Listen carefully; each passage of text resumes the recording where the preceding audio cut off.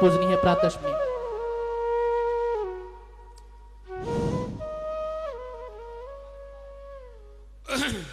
ओम श्री सदगुरुदेव भगवान की।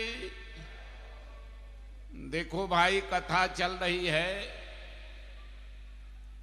कथा में बहुत लोग बैठे हैं। हर तरह की कथा में लोग आते हैं। भगवान को मनाते चोर भी हैं, साहू भी हैं, सब लोग कथा में आए हैं। इसलिए कथा अपने अपने अनुसार सुनते हैं। इसलिए हम थोड़ा सा पहले कीर्तन करा रहे हैं। करो सब लोग, पीछे से बोलना। ओम श्री सदगुरुदेव भगवान की। ओम जय गुरुदेव, जय गुरुदेव, जय गुरुदेव, जय गुरुदेव। ओम जय सिया राम, जय जय सिया राम। ओम जय सिया राम, जय जय सिया राम। ओम श्री राम, जय राम, जय जय राम। ओम श्री राम, जय राम, जय जय राम। जय जय विघ्न हरन हनुमान।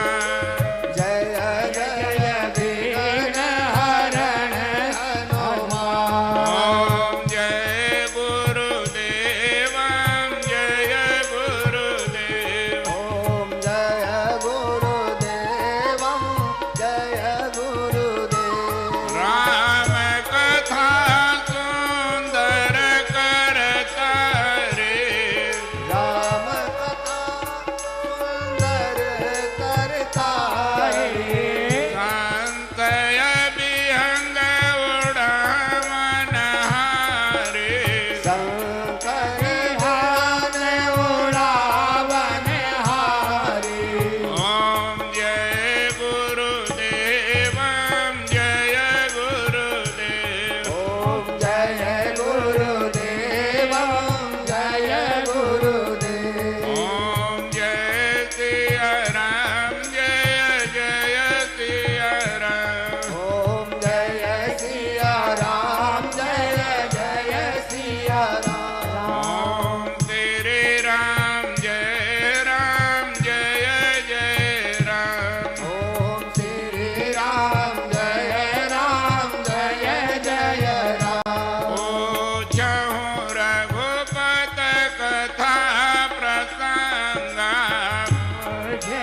रघुपति कथा प्रसंगा। सकल लोक जग पावनि गंगा। अमर लोक जग पावनि गंगा। तुम रघुवीर चरण अनुरागे। रघुवीर चरण अनुरागे। कीनहु प्रश्न जगत हित लागे। दीनहु ब्रह्म जगत हित लागे। ओम जय गुरुदेव, जय गुरुदेव। ओम जय गुरुदेव, जय गुरुदेव। ओम श्री राम, जय राम, जय जय राम। ओम श्री राम, जय राम, जय जय राम। राम कथा मंदाकिनी चित्रकूट चित चार। तुलसी सुभग स्नेह बन सिय रघुवीर बिहार। ओम श्री सदगुरुदेव भगवान की जय। ये कथा हो रही है भागवत की। और कथा सुनी थी पार्वती। किसने सुनाया? शंकर जी ने। कथा सुना भरद्वाज, याज्ञवल्क ने सुनाया। और लोमस ने दिया काक भुसुंडी को। और काक भुसुंडी महाराज ने दिया गरुड़ को, ये चार ही वक्ता हैं, चार ही श्रोता हैं। तो इसी तरह ये श्रोता कौन है? श्रीमद् भागवत का परिचित सुनाए किसने? सुखदेव मुनि ने। तो पहले भागवत में पहला अध्याय में आया है भक्ति के बारे में। भक्ति वृंदावन में पड़ी थी, उसके दो लड़के थे, ज्ञान और बैराग, दोनों लुंज थे। पहुंच गए नारद जी।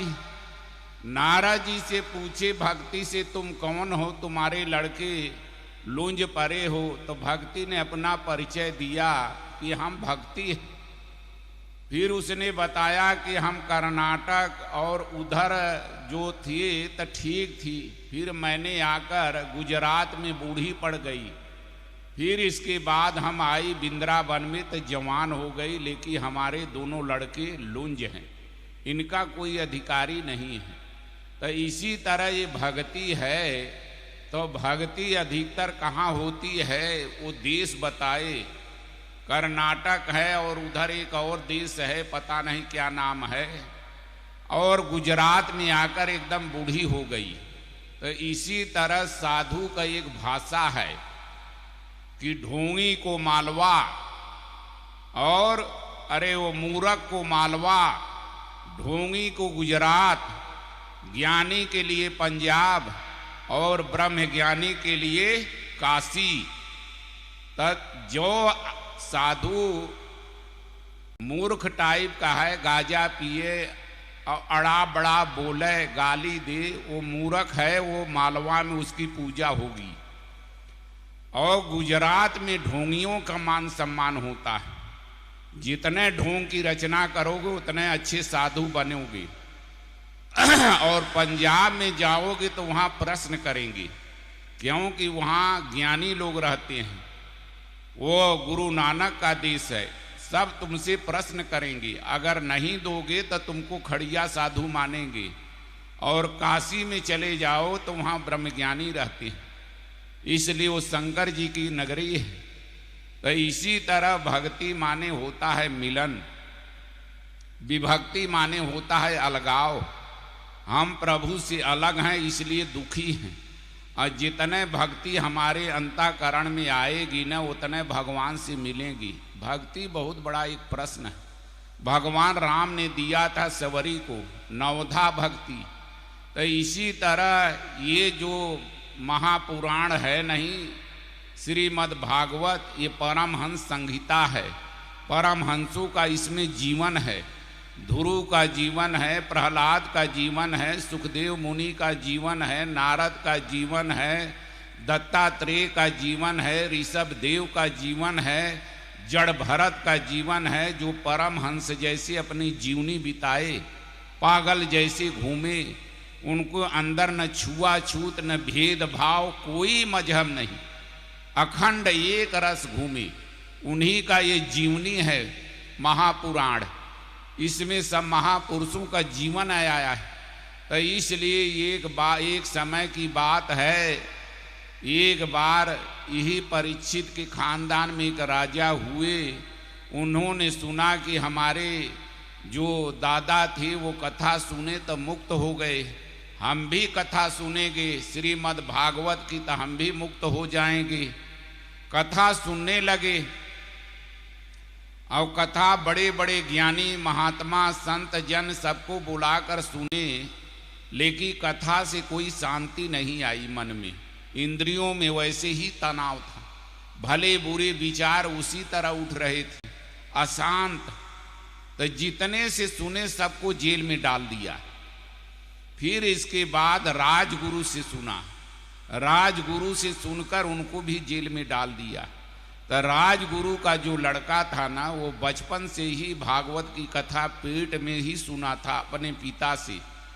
तो पेट का जो संस्कार होता है ना वो बहुत अच्छा होता है। सुखदेव मुनि पेट में ही कथा सुने थे ब्रह्म ज्ञान। तो इसके बाद वो आया, कहा राजन एक हमारी मांग है, कथा हम सुनाएंगे लेकिन हमारी मांग पहले पूरी करिए। कहें बोलिए। विप्र बालक कहें एक दिन के लिए अपना राज हमको दे सकते हो? कहें हाँ हाँ हम दे देंगे। दे दिए। जब राज गद्दी पर बैठ गए, ब्राह्मण का बालक कहा सेनापति कहाँ है? सेनापति आ गया। फिर इसके बाद सारे मंत्रियों का राय लिया कि सब अनुकूल हैं कि प्रतिकूल हैं। फिर इसके बाद जब अनुकूल हो गए तो कहे एक फला नाम का ब्राह्मण जेल में है, अपने पिता को कहा उसको ले आओ। ले आए। कहे इस खम्भे में बांध दो। जब बांधने लगे तो ब्राह्मण का जो बाप था नहीं पिता लगा गाली देने। कहे अरे कुलायक, हम इसीलिए तुमको पाले थे, खम्भे में बनवा रहा है। तो लड़का ने डांट दिया। कहा चुप, शांत रहो एकदम।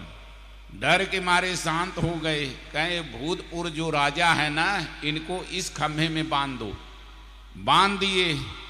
तो अपने पिता से पहले कहा कि पिताजी बहुत बड़े ज्ञानी हैं, सारे शास्त्रों का अध्ययन किए हैं, चारों वेद कंठस्थ है, ये राजन की रस्सी आप छोड़ दीजिए। कहे हम तो बंधे हैं, हम कैसे छोड़ें? कहे नहीं छोड़ सकते। कहे ना। तब राजा से कहा राजन तुम ही छोड़ दो ये ब्राह्मण की रस्सी। कहे हम भी बंधे हैं विप्र बालक, कैसे हम छोड़ दें? कहे दोनों बंधे हैं। कहे दोनों। गद्दी पर से उतर गया और दोनों को रस्सी छुड़वा दिया। कहा राजन अपने गद्दी पर विराजमान हो। ये विचार करो कि सुखदेव मुनि से कथा सुने थे परीक्षित, जो जन्मते ही वैराग के रास्ते में चले गए और सर्वस्व आसक्ति का त्याग करके परीक्षित कथा सुने थे।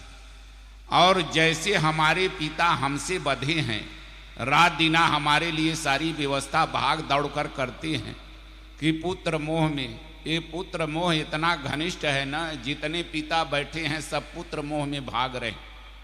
राम के पिता दशरथ पुत्र मोह में मारे गए, द्रोणाचार्य पुत्र मोह में मारे गए, महाभारत हुआ पुत्र मोह में, और 18 अध्याय गीता सुनने वाला अर्जुन वो भी पुत्र मोह में चिता पर चढ़ गया। तो इसी तरह पुत्र मोह बड़ा घनिष्ठ होता है। हमारे पिता हमसे बंधे हैं और तुम अपने राज से बंधे हो कि कोई सेना चढ़ाई न कर दे, कोई राजा न चढ़ाई कर दे, हमारी राज चली जाएगी। रात दिना चिंता तुमको ग्रसे है। तो कैसे कथा सुनोगे? जब महान त्यागी सुखदेव मुनि जैसे मिले महात्मा, अगर वो कथा सुनाएंगे तब तुम जाकर जीवन मुक्त हो सकते हो। पूरी आसक्ति का त्याग करके कथा सुनो और उसको आचरण में ढालो।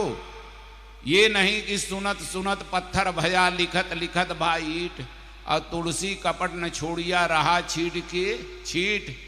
सुनते सुनते यहाँ लोगों का बुढ़ापा आ गया। हमारे हीरालाल सेठ है ना, सारी कथा सुने हैं लेकिन रहेंगे अपने लाइन में। तब मनुष्य केवल अपने जीवन में 3 काम करता है, भागा दौड़ी और माथा फोड़ी और हाथा जोड़ी। अब सेठ यहाँ बैठे हैं लेकिन इनका मन बंबई में है कि जल्दी चली तलहटी की यहाँ उससे हम काम धाम ले। अब काम लेकर कहें मीटिंग है महाराज, अब समय नहीं, भागेंगे और फिर माथा पच्ची करेंगे कि लेबर नहीं आया, ये नहीं आया, यही पूरी जिंदगी बीत जाती है। इसके आगे क्या कथा सुनेंगे? तो कथा सुनो, अपने आचरण में ढालोगे तब आनंद आएगा। एक तो होता है थ्योरी, एक होता है प्रैक्टिकल। तो थ्योरी कोई बिरला ही सब लोग पढ़ लेते हैं। जितने यहाँ बैठे हैं ना सब ब्रह्मज्ञानी हैं, कोई किसी से कम नहीं है। सब जान रहे हैं कि दुनिया छोड़कर जाना पड़ेगा और सब जान रहे हैं कोई किसी का नहीं है, सब अपने मतलब की आर हैं। लेकिन इतना फर्क है कि हमसे आपसे पार नहीं लग रहा। छोड़ना आसक्ति, मोह, अज्ञान। तो 3 तरह के श्रोता होते हैं। एक तो होते हैं श्रोता, ध्यान से सुनेंगे कि कथा में आज क्या हुआ, क्या बोले, अच्छी कथा रही, आज का प्रसंग बहुत अच्छा था। और एक होते हैं श्रोता, जैसे सुपारी सरौता से कटती है ना, इसी तरह काटेंगे बात को कि महाराज को ये नहीं बोलना चाहिए, ये क्यों बोल दिए, ये क्यों कहे। और एक होते हैं सोता, जहां कथा हुई शुरू हुई ना, तो वो भीतर से पाप उठेगा, नींद आने लगेगी। राम नाम लेत ही हिय के पाप अकुलाए, कि बैठे कि उठ चलें कि बैठे, जब हुआसी आएगी और हुआसी के बाद नींद आ जाएगी। राम नाम कड़ुआ लागे मीठा लागे दाम, और दुविधा में दोनों गए माया मिली न राम। तो इसी तरह ये कथा ऐसी है ना, सुनते ही पार्वती को नींद आ गया। जब भगवान शंकर ने एकांत में बैठाया, डमरू बजाकर सारे जीवों को उड़ा दिया, पार्वती को अमर कथा सुनाने लगे। आधी दूरी सुनी, इसके बाद सो गई। फिर इसके बाद जब कथा समाप्त हुई तो उसी जगह आधी कथा के बाद एक सुग्गा का अंडा था, वो कथा के प्रभाव से फूट गया और वो हुकारी भरने लगा। कथा समाप्त हुई। शंकर जी ने पूछा, क्यों पार्वती तूने सुना? कहें भगवान आधी दूरी तक तो मैंने सुना, इसके बाद हमको नींद आ गई। तो दृष्टि दौड़ाकर देखे तो एक सुआ का बच्चा, उसके ऊपर त्रिशूल चला दिए और उसी समय वो भागा। तो उसी समय वेद व्यास की घर वाली जो थी नहीं, वो हुआसी ले रही थी और उसी के मोह में चला गया। तो वो त्रिशूल 12 बरस चक्कर काटता रहा कि निकले तो मारे, लेकिन 12 बरस के बाद वही सुखदेव मुनि पैदा हुए। तो ये एक कथानक है। और जब भी अपने भीतर पाओगे, जब अपने अंतःकरण में चिंतन करोगे, तो तुम्हारे भीतर की ये कथा, बाहर कथा न हुई है तो हुई है, लेकिन जब भी पाओगे तो अंदर पाओगे। 12 बरस रहे संतों की टोली, तब मिले एक हंसों की बोली। 12 बरस किसी महापुरुष की नगोटी कचारो, उनकी सेवा करो, उनका झाड़ू लगाओ, तब ये मन पहले काग था करता यातम घात, अब तो मन हंसा हुआ मोती चुन चुन खाए। काक होय पिक बकौ मराला, तो पहले ये सभी का मन कौआ रहता है, इसकी दृष्टि सदैव विषय पर रहती है। और धीरे धीरे कथा सुनोगे, अपने आचरण में उतारोगे, कोयल का रूप पकड़ेगा। काली कोयल होती है। फिर इसके बाद बकुला होगा। बकुला बाहर से सफेद रहता है, लेकिन उसकी दृष्टि रहती है मछली पर, कीड़ा पर। तो इसी तरह बाहर से तो हम बहुत बकवाजी हो जाएंगे, मार बाची ज्ञान बताएंगे, लोगों को रिझा लेंगे, लेकिन भीतर विषय का चिंतन बना रहता है। और जब वही साधक, वही भक्त भगवान में समाधि ध्यान में डूब जाता है ना, त जड़ चेतन गुण दो समय विश्व के न करतार, संत हंस गुण गाय पर परिहर बाहरी विकार। जो विषय रूपी बारी को त्याग कर ईश्वरी गुण रूपी दूध को ग्रहण करने वाला संत ही हंस है, न कि हंस कोई पक्षी होता है। तो इसी तरह 12 बरस के बाद सुखदेव मुनि पैदा हुए और पैदा होते वो चल दिए बैराग के रास्ते में। तो हर पिता अपने पुत्र के लिए जिंदा है। उनके पिता कहे कि यार इसकी बिननी आएगी, पोता पैदा होगा, खिलाएंगे, यही आशा लेकर सब पिता लगे रहते हैं। पीछा किए, आगे गए तो तालाब में स्त्रियां नहा रही थी, कपड़ा उतार कर। सुखदेव मुनि चले गए तो कपड़ा नहीं पहनी। जब वेद व्यास को देखा तो सब निकल कर कपड़ा पहन लिया। तब वेद व्यास बिगड़ गए कि जवान लड़का तुम लोगों के सामने गया तो कपड़ा नहीं पहना, और हम बूढ़े को देखकर तू कपड़ा पहन रही है। कहें कि महाराज वो एकदम विदेह हैं, ध्यान में स्थिर है, उनको स्त्री पुरुष का भान नहीं है। तुम भले बूढ़े हो गए, लेकिन तुम्हारी जो वो वृत्ति है ना, अभी भान करने वाली। आगे गए तब सुखदेव मुनि वही पीपल के वृक्ष में समा गए। आवाज आई कि हमारे प्रश्न का उत्तर दो। कहें बोलो। कहें एक बार एक रानी छत पर बैठकर स्नान कर रही थी और एक नवयुवक राजकुमार घोड़े से जा रहा था। और रानी इस तरह अपना केस झाड़ रही थी। तो वो सोचा कि हमको इशारा कर रही है, मेरे पास आओ। जब रानी के पास गया तो रानी ने कहा, अरे कैसे आ गया? कहे तुम इशारा किया इस तरह। कहें तुमको कोई रोका नहीं? कहे कोई नहीं। तो कहें अरे पगले, हम तो इस तरह अपनी केस झाड़ रही थी। फिर इसके बाद खबर आई कि राजा शिकार करके सीधे महल में आ रहे। रानी का होश हवास उड़ गया कि पराये पुरुष से एकांत में बात करना खतरे से खाली नहीं। तो रानी ने कहा कि देख, तेरा प्राण तो जाएगा और जो हमारे ऊपर बीतेगा हम झेल लेंगी। फिर इसके बाद रानी उसको कहा किसी तरह प्राण बचा लो। तो रानी कहा कि ठीक है। इतने में राजा आ गए तो उसको लैटरिन पहले उठाने वाली भंगी उठाता था। सबके घर नहीं सुलभ थी, राजा महाराजा की यहाँ। उसी में डाल दिया रस्सी बांधकर कि राजा चला जाएगा तो तुमको निकलवा कर स्नान करके फिर भाग जाना है। राजा आया तो कहा हमारा पेट खराब है, हम जाएंगे लैटरिन। रानी ने कहा ठहरो। चक्कू लेकर गई, धीरे से रस्सी काट दिया, वो उसी मल में चला गया। किसी तरह निकला, फिर मलमल के स्नान किया, लेकिन बदबू न जाए। दोबारा आवाज आई कि बताइए राजा, बताइए वेद व्यास, अगर उस लड़के को रानी सही अपने पास बुलावे तो जाएगा? कहें कभी नहीं जाएगा, नरक भोग लिया था। कहें इसी तरह 12 बरस माँ के गर्भ में पड़े रही, किसी तरह भगवान ने बेड़ा पार किया, तो क्यों फिर उसी नरक में ले जाकर डाल रहे हो? तो ज्ञानी मारे ज्ञान से कि आर पार हो जाए, अब मूर्ख मारे लठ से फाड़ खोपड़ा जाए। तब कहे कि ठीक है बेटा, हमसे तुम आगे है, लेकिन एक बार तू जनक के पास जरूर जाना, क्योंकि वेद व्यास ने सोचा कोई कमी है इसीलिए तो जन्म हुआ है। अब वो कमी थी उनका आसक्ति, वही जल्दी नहीं निकलता है। कितना भी कथा सुनो, कितना भी सत्संग सुनो, लेकिन मन की आसक्ति जल्दी जाती नहीं।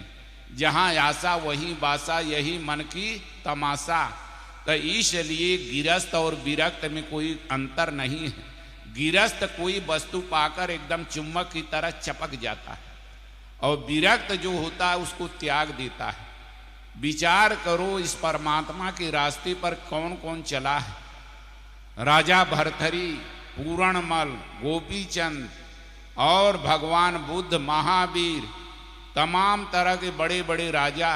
एक शादी के लिए आदमी तरसता है जिसके पास हजारों हजारों रानी थी, उसके भीतर कोई कमी खटक रहा था ना, तब तो सबको छोड़कर जंगल में चला गया कि भूप राज तज हों विरागी। इसलिए मनुष्य का तन इसलिए नहीं मिला है कि खाओ पियो मौज करो। भगवान राम ने एक बार अपनी पूरी सभा बुलाया और उन्होंने कहा कि एक बार रघुनाथ बुलाए, सुर गुर द्विज पुरवासी आए। बैठे मुन गुर और द्विज सज्जन, बोले बचन भगत भव भंजन। सुनौ सकल पुरजन मम बानी, कहूँ न कछु ममताहुर यानी। नहीं अनित नहीं कछु प्रभुताई, सुनौ करऊँ जो तुम्हें सुहाई। उन्होंने कहा क्या कि सोई सेवक प्रीतम मम सोई, मम अनुशासन मानय जोई।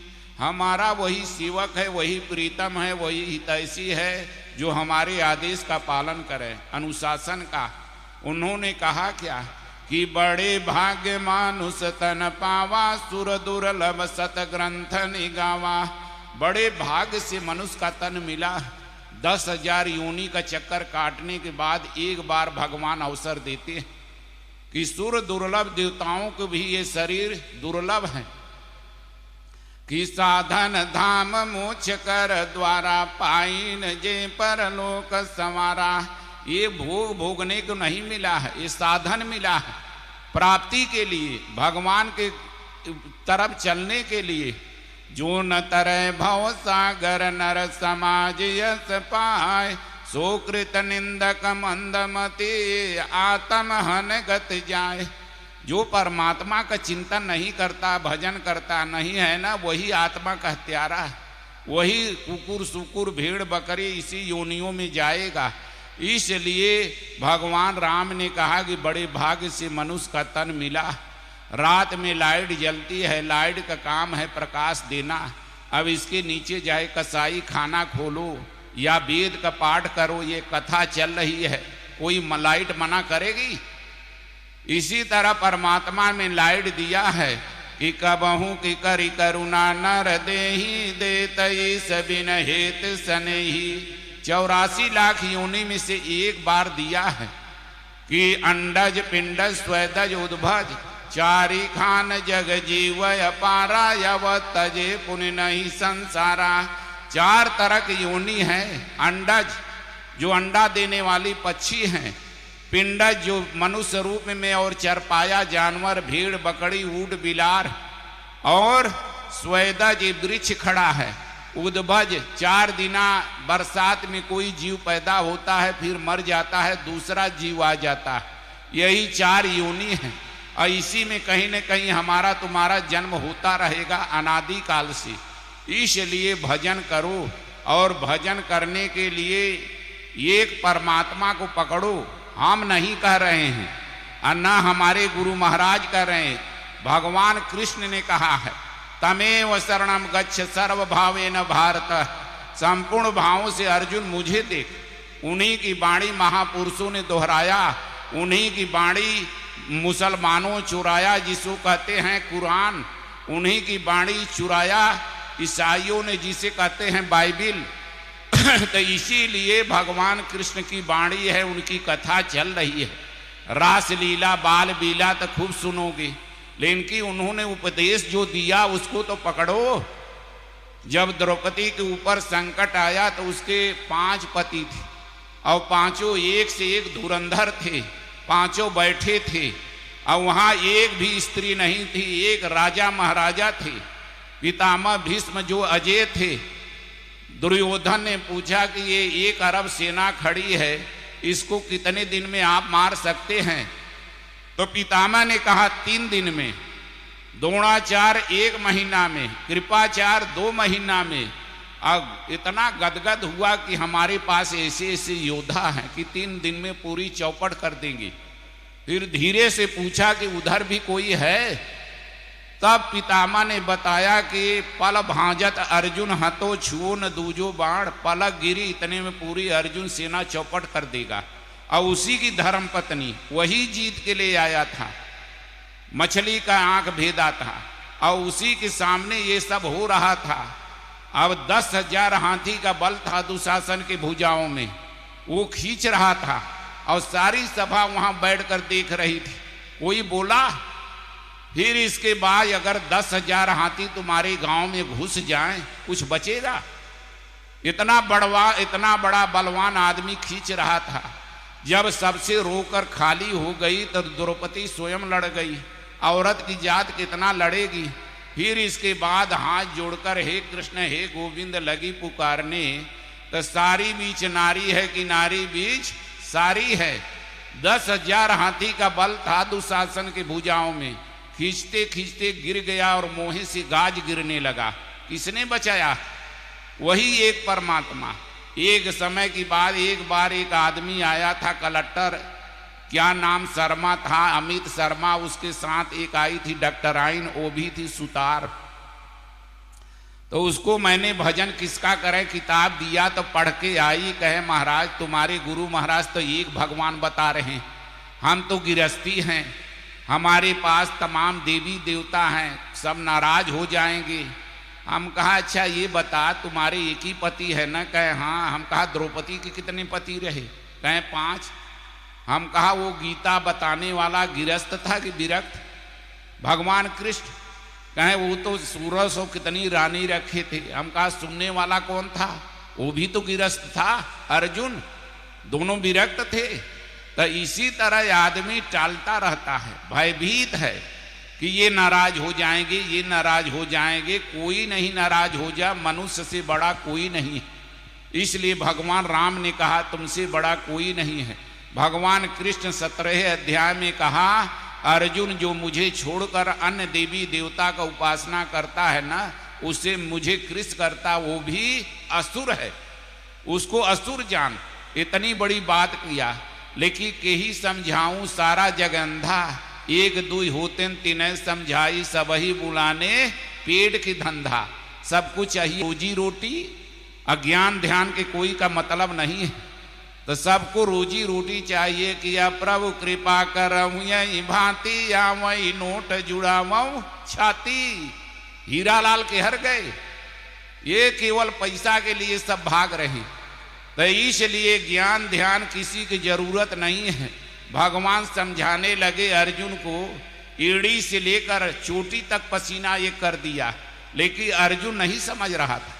वो तो अपना स्वरूप जब दिखाए ना, तब भय से मान गया कि यार हम तो सोच रहे थे कि हमारा ये बुआ का लड़का और बुद्धिमान में हम हमसे आगे है, लेकिन बाण में हम आगे हैं।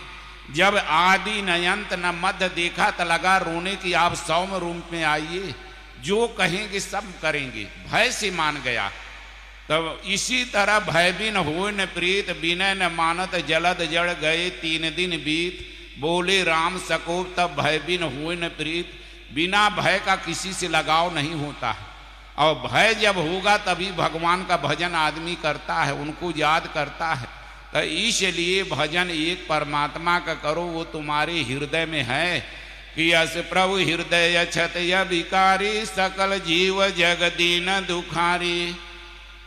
यद्यप ब्रह्म विरजय विनाशी, सबके हृदय निरंतर बासी। सबके हृदय में है, बाहर नहीं है, लेकिन हम बाहर खोज कर रहे हैं। हमारी वही स्तर है, करोगे क्या? धीरे धीरे कथा सुनोगे, समझोगे, थोड़ा आचरण में ढालोगे, उनका स्तर बढ़ेगा ना, तब हृदय में जाने के लिए चिंतन करोगे। तो इसी तरह हमारे गुरु महाराज इसी राजस्थान के हैं, ओसिया के। कहें हम भी ऐसे भयभीत थे, जहाँ भी खेजड़ी के नीचे मंदिर पड़े तो वहाँ जाकर भोग लगाएं कि ये देवता नाराज न हो जाए। तो जहाँ भी मंदिर मिले कि कहीं दोष न कर दें, तो एक बार फोटोग्राफर से पूछा कि भाई कोई ऐसा फोटो निकालो जिसमें सब देवी देवता हों। तो वही भगवान कृष्ण का विराट स्वरूप निकाले जिसमें सब देवी देवता हैं। पूछे इनसे कोई अलग? कहें कोई अलग हो ही नहीं सकता है। मोती जैसे इसमें सब मढ़े गुहे हुए हैं, मड़ियों जैसे। कहें इसी को मढ़ दो। मढ़ दिए तो 2 धूपबत्ती सुबह और शाम और सुबह घुमाते थे। रहे फौज में से भागे पहुंच गए गुरु महाराज के यहाँ परमहंस जी के दरबार में। तो उन्होंने कहा कि देख बेटा, नाम जप इस तरह से, एक ही नाम को बैखरी मध्यमा पश्यंती और परा। बैखरी माने राम राम और कंठ से जाप करना, मध्यमा श्वास ऊपर नीचे आती है उसमें नाम को ढालना, पश्यंती। जब श्वास में नाम ढल जाए तब परा, फिर जपे न जपावे अपने से आवे। नाम तो जपने लगे, फिर कहें थोड़ा हमारा स्वरूप अपने हृदय में देखा कर। तो कहें यार ये आदमी, ये भगवान कैसे हो सकते हैं? यही भावना सबको भरी गई है। तो कहें कि उनकी हम स्वरूप न पकड़ें। 3 महीना बीत गया तो महाराज पूछे करे भजन करता है? कहें हाँ। कहें हमको तो भटक सुन लग रहा है। कहें कि हमारा स्वरूप पकड़ता है? कहें नहीं। कहें अरे, फिर उसी दिना उनका जो दोस्त था ब्रह्म बेला में मुहूर्त में 4 बजे भोर सपन में दिखाई दिया। वो था ब्राह्मण बंगाली चटर्जी। उससे पूछे कि हमारे गुरु महाराज कैसे हैं? कहें अनादि काल से जैसे महापुरुष होते आए हैं उसी तरह हैं। अगर इनमें संदेह करोगे तो कुछ भी नहीं पाओगे। उसी दिना से थोड़ा विश्वास हुआ और रूप पकड़े। तो 4 दिन के बाद पूरी अंग फड़कने लगा, कभी दाहिना कभी बामा, कभी जिमने वाला कभी बैर जिमने वाला। महाराज घबरा गए कि ये कौन नई बीमारी हो गई। गए गुरु महाराज से कहे, गुरु महाराज कहें बेटा भजन जागृत हो गया, राम रावण की लड़ाई शुरू हो गई, क्षेत्र क्षेत्रज्ञ की लड़ाई शुरू हो गई। और जब तुम्हारे भीतर से रावण मारा जाएगा, शाश्वत सीता जो शांति है अग्नि परीक्षा होकर आई, जब वो मिलेगी तभी ये लड़ाई बंद होगी। अब कर भजन, अब तुम्हारे ऊपर है। तो इसी तरह अगर रामचरितमानस पढ़ोगे ना तो उसमें सब भरा पड़ा है। जब सीता जी के सामने रावण नहीं मर रहा था तो घबरा गई, उसका सिर बढ़ रहा था। सीता जी ने त्रिजटा को बुलाया, कहा कि ये मरेगा कब? तो त्रिजटा ने बताया कि तुम्हारा स्वरूप रावण पकड़ के बैठा है और तुम्हारे अंदर ही पूरा ब्रह्मांड है, राम भी हैं। जितने भूलेगा रावण तुमको उतने सिर काटेंगी। तब सीता को बढ़िया सगुन मिला कि तब उर भयउ हृदय तिदाहू फरकऊ बाम नयन अरुबाहू सगुन विचारी धरी मन धीरा यव मिली है कृपाल रघुवीरा। सीता का बाई भुजा और बाई आंख फड़कने लगी। तो माताएं का जो बामा अंग होता है वो शुभ होता है कि जोई जोई सगुन जान की होई असगुन भयहु रावण सोई। जब राम चढ़ाई किए तो सीता को बढ़िया सगुन मिलने लगा। तो माई लोगों का जो वाम अंग है ना वो शुभ होता है और पुरुष का जो दाहिना अंग होता है वो शुभ होता है। जब राम को आने का हुआ अयोध्या में तो भरत को बढ़िया सगुन मिलने लगा कि भरत नयन भुज दक्षिण फरकत बारह बार जाने सगुन मन हर से अदे लागे करन विचार। उसी समय भगवान राम आ गए। तो इसलिए क्रिया तभी संभव हो कोई सदगुरु मिले तब। साचा सदगुरु ना मिला मिली ने सांची सीख और भेष जति का बनाज के घर घर मांगे भीख। जब तक कोई अच्छे महापुरुष नहीं मिलेंगे और संपूर्ण भावों से संपूर्ण श्रद्धा से जब तक उनको समर्पित नहीं होंगे तब तक भजन नाम की कोई वस्तु नहीं है। इसलिए भजन तभी होगा जब कोई महापुरुष मिले सुखदेव मुनि जैसे, और तभी तुम्हारी हमारी आसक्ति भीतर से धीरे धीरे खत्म होगी। नहीं, सब आसक्त हैं, अपने अपने अपने शरीर से लगाव है, अपनी जमीन से लगाव, अपने माता पिता से, और कोई किसी का है नहीं। तो इसी तरह सतगुरु मिले जाए जिम संशय भ्रम समुदाय। जब सतगुरु मिलेगा तब तुम्हारे भीतर से हमारी आपकी जो श्रद्धा है स्थिर होगी और धीरे धीरे मंजिल तय कर लेंगे। तो इसलिए सबको चाहिए भजन किसका करें? एक भगवान का करो। हम नहीं कह रहे हैं, वो तुम्हारी गीता कह रही जो भगवान कृष्ण ने कहा, तमेव शरणम गच्छ सर्वे भावेन भारत। संपूर्ण भावों से अर्जुन मुझे समर्पित हो, मैं प्रतिज्ञा करता हूं तुझे पार करूंगा। किसी देवी देवता ने आज तक कहा? केवल भगवान ही कह सकता है कि अग जग जीवन आग नर देवा नाथ सकल जग काल कलेवा आ ब्रह्मा भूना लोका पुन्ना वर्तिनो अर्जुन। ब्रह्मा से लेकर कीट पतंग सब मरण और जीने वाले हैं, तो तुमको कैसे पार करेंगी? ये परमात्मा ही ये सृष्टि में है जो सबको पार कर सकता है। तो एक ही साधे सब सधे, सब साधे सब जाए, एक को पकड़ो और वो तुम्हारे भीतर है। और अनेक जगह रहोगे तब तुम जीवन में कुछ भी नहीं पाओगे। बिना पीदी का लोटा हो, इसको पकड़ो तो वो चला जाएगा, उसको पकड़ो तो वो चला जाएगा। एक बार एक मुसलमान था, एक था हिंदू, दोनों में दोस्ती रही तो झगड़ा हो गया। कहे हमारे राम में अधिक ताकत है, वो कहा नहीं हमारे खुदा में है। तब बीच में पड़ गया एक नाला, कहें चलो अपने अपने इष्ट का नाम लेकर ये छलांग लगाओ, कौन पार होता है। तब हिंदू है कायर बुजदिल, खाली झगड़ा लगाना जानता है, और जहां झगड़ा हुआ तो भागेंगे फट से, क्योंकि हिंदुओं में एकता नहीं और मुसलमानों में एकता है। एक इष्ट है, एक भगवान है, और तुम लोगों के पास सब परिवार का अलग अलग है। स्त्री का भगवान अलग है, उस पर भी उसका विश्वास नहीं है। अभी आ गई छठी तो छठी माई के पूजा करी, अब वही आ जाए नवरात्र तो नवरात्र देवी के पूजा करी। तो इसलिए कबीर ने कहा कि ही समझाऊं सारा जग अंधा, एक दो होते तीन समझाई सब ही बुलाने पेड़ के धंधा। कामनाओं से आदमी ग्रसित है और मूढ़ बुद्धि कामनाओं के पूर्ति के लिए अन्य देवी देवता का उपासना करता है, भगवान के नहीं। और भगवान कहते हैं अगर मेरी उपासना करे तो हम सब देंगे और उसके बदले में मुक्ति भी देंगे। लेकिन मनुष्य का बुद्धि स्थिर नहीं है कि ये देवता फट से हमको दे देंगे। तो इसी तरह वो छलांग लगाया, या खुदा करके छलांग मार दिया। अब हिंदू सोचने लगा कहीं हमारा राम धोखा न दे दें। पहले राम खुदा की हृदय से बल ले ली, वही लप से चला गया गड्ढा में। तो इसी तरह ये हिंदू जो है ना, राम खुदैया में पड़ा, इसका कोई अस्तित्व तो नहीं है। तो इसलिए एक भगवान को पकड़ो, तुम्हारे हृदय में है, लाइट जल रही है, लाइट का काम है प्रकाश देना। अब इसके नीचे कसाई खाना खोलो। इसलिए महात्माओं ने बहुत चिंतन करके लिखा है कि स्तुत दारा और लक्ष्मी पापी के घर होए, संत समागम हरि कथा तुलसी दुर्लभ दोए। बड़े बड़े पापियों का ये सबसे बड़ा कसाई खाना जो ये भारत का है ना, चेन्नई में, वो भी हिंदू का है, मुसलमान का नहीं है। वहां भी लक्ष्मी क्यों पड़ी है? पापी की यहां लक्ष्मी क्यों जाती है?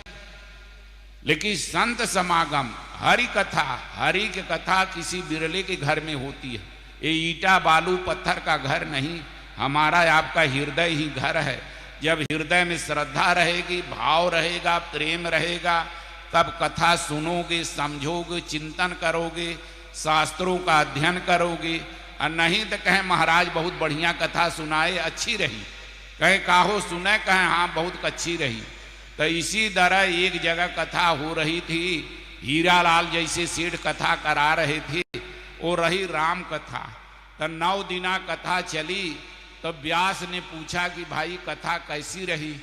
तो कहे महाराज 9 दिना तो ऐसा अमृत वर्षा की पता नहीं चला, दिन कैसे चला गया। तब व्यास जी ने पूछा कि भाई जो पैसा खर्च किया है उस भक्त से पूछें। तो भक्त से पूछे कि महाराज कैसी कथा रही भगत जी? कहे महाराज बहुत सुंदर, बहुत आनंद आया, लेकिन बीच बीच में जौन वो राक्षस आप कह रहे थे, वो राक्षस राम रहे कि रावण? कहे वो राक्षस हम ही रहे जो तुकी सुनाए। तो श्रोता बक्ता ज्ञान निधि कथा राम कई गूढ़, किम समझौ मैं जीव जड़ कलिमल ग्रसत विमूढ़। दोनों ज्ञानी होना चाहिए। वक्ता बहुत ऊंची बात कह के चला गया, श्रोता के पल्ले पड़ा ही नहीं कि राक्षस कौन रहा, राम रहे कि रावण। तो इसी तरह दोनों ज्ञानी, पार्वती ने प्रश्न किया, भरद्वाज ने प्रश्न किया, और काकभूषुंडी ने प्रश्न किया। और प्रश्न किए तो उन्होंने बहुत श्राप दे दिया कि कौआ की तरह काँव काँव कर रहा है, कि सठ सपच तब हृदय विशाला, सदब हो पक्षी चंडाला। वही पक्षी की तरह काँव काँव जा, कौआ हो जा। सांप ले लिए लेकिन कथा सुने। तो इसी तरह कथा सुनने के लिए एक क्षमता होती है। तो इसलिए जो कुछ कथा चल रही है बहुत सुंदर है, बहुत आनंद है। कथा इस कान से सुनेंगे भाई, उस कान निकाल देंगे। लेकिन सबसे बड़ा इसमें बहुत बड़ा, बहुत आनंद, बहुत बड़ा सुखमय ये जो भंडारा चल रहा है ना, यही कथा का सबसे बड़ा रहस्य है। ये भंडारा ही जो है, जिसका अन्न उसका पुण्य, जो खिला रहे हो ना, ये कथा सुनने वाले तो हैं, हम देखे वहां से कितने आ रहे हैं, कितने जा रहे हैं। तो हम ये समझ गए कि भोजन किए अपना घस के। तो इसी तरह एक बार युधिष्ठिर जब राजगद्दी पर बैठ गए, महाभारत का युद्ध समाप्त हो गया, तो रात में उनको नींद न आवे। जितनी आत्मा थी सब आकर चिल्ला रही थी कि तू पापी है, खून पर सोया है, हम लोगों की हत्या करके तो वो जजक के उठ जाए, नींद न आवे। तमाम तरह की आवाज आने लगी। भगवान कृष्ण से कहा, कहें हाँ तुमने तो पाप किया है।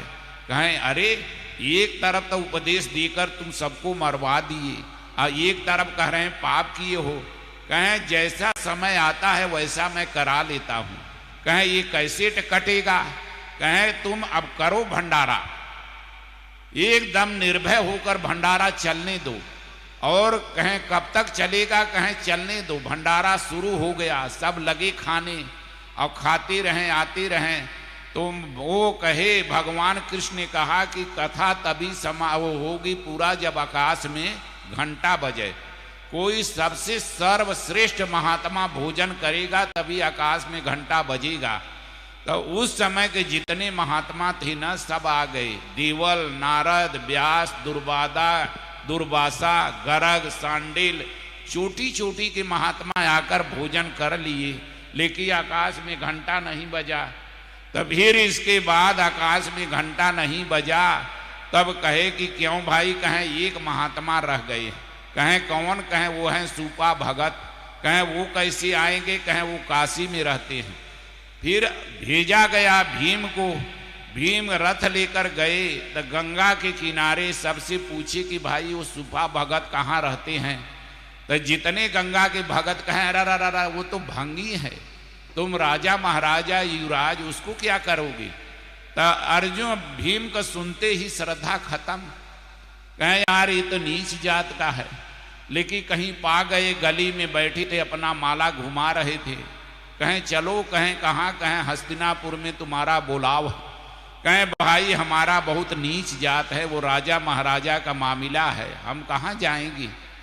तो का भीम ने कहा कि अरे एक तो ये भंगी का जात इतना ऐठन।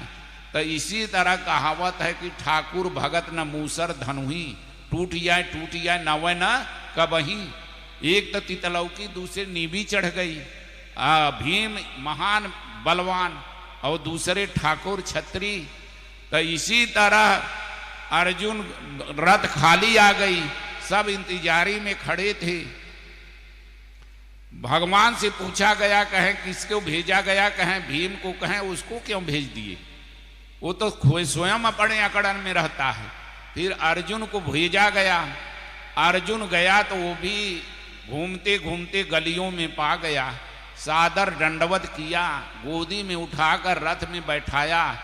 फिर इसके बाद जब द्रौपदी ने सुना कि इतने बड़ा महात्मा आ रहे हैं, ये देवल, नारद, व्यास, ये जो अवतार माने गए हैं, ये भी नीचे हैं, अब इनको भोजन हम कराएंगे। फिर इसके बाद भोजन सब सजाकर बनवा कर भोजन लेकर आई। तो वो तो अपने शरीर के लिए अपना जौन जौन अच्छा लगा उसको खा लिए। तो द्रौपदी के मन में हो गया अभाव, यार है तो नीच, भोजन भी करना नहीं जानता। फिर इसके बाद पूछे कि आकाश में घंटा नहीं बजा। भगवान ने कहा कि भाई किसी के मन में अभाव हो गया। द्रौपदी ने कहा वो तो हमारे ही हो गया। यह घोरी का देखो, रात भर मैं खड़ी होकर भोजन बनवाई और सब मिलाकर बंटा की तरह खा लिया, एक भी भोजन का प्रशंसा नहीं किया।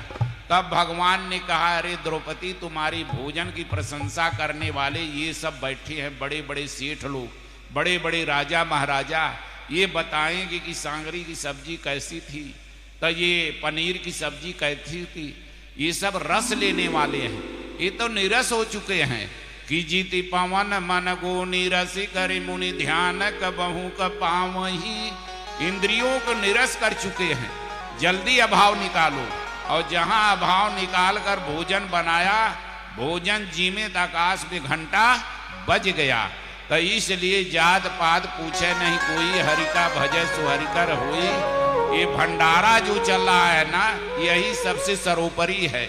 और सब तो ऐसे है, रात दिन टीवी में सुन रहे हो, कथा सुन रहे हो, कोई कहता है गाय की कथा, कोई राम कथा, कोई भागवत कथा, लेकिन जिसका अन्न उसका पुण्य। ये अन्न नहीं है, ये दान देने वाली वस्तु नहीं है, जीवन है।